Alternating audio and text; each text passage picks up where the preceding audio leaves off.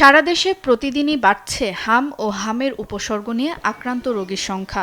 সিলেটে গত ২৪ ঘণ্টায় হামের উপসর্গ নিয়ে আরও ৪ শিশুর মৃত্যু হয়েছে।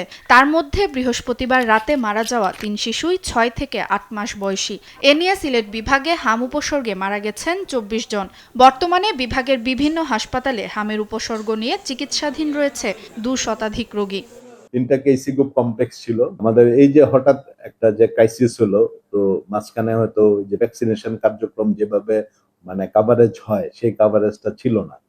তারপরে মনে করেন যে এখন একটা রিসার্জেন্স বা ঊর্ধ্বগতি হয়ে গেছে ইনফেকশন।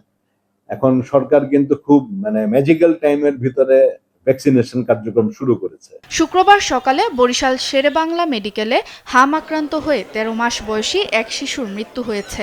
এ নিয়ে বিভাগে মৃত্যুর সংখ্যা বেড়ে দাঁড়ালো ২৯ জনে। বিভাগের বিভিন্ন হাসপাতালে ৩,৮৫২ জন চিকিৎসা নিচ্ছেন বলে জানিয়েছে বিভাগীয় স্বাস্থ্য কার্যালয়। আর হাসপাতাল থেকে সুস্থ হয়ে বাড়ি ফিরেছেন প্রায় ৩,৩৭৭ জন রোগী। আতঙ্কিত হওয়ার কিন্তু বিষয় না। বিষয়টা মিজেলস ভাইরাসজনিত রোগ। মিজেলস একটা মারাত্মক ছোঁয়াচে রোগ। একটা হলো ভিটামিন এ খাওয়াতে হবে, আর একটা হলো বেশি খাওয়ানো যাবে না। যে ঠিক আছে খাইলাম, একটু বেশি খাওয়াইলাম, তাহলে আবার ঝামেলা হবে।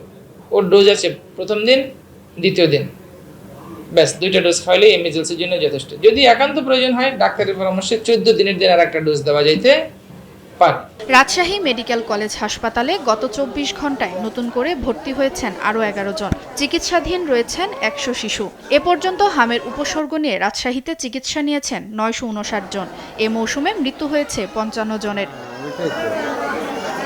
এদিকে ময়মনসিংহ মেডিকেল কলেজ হাসপাতালে কোনো মৃত্যু না থাকলেও উপসর্গ নিয়ে নতুন ভর্তি হয়েছেন ১৬ জন। বর্তমানে চিকিৎসাধীন রয়েছে ৮৭ শিশু। তবে শয্যা সংকট প্রকট হওয়ায় অনেক রোগী চিকিৎসা নিচ্ছেন হাসপাতালের মেঝেতে। সুপ্রিয়া তৃষা, নিউজ ডেস্ক, দেশ টিভি।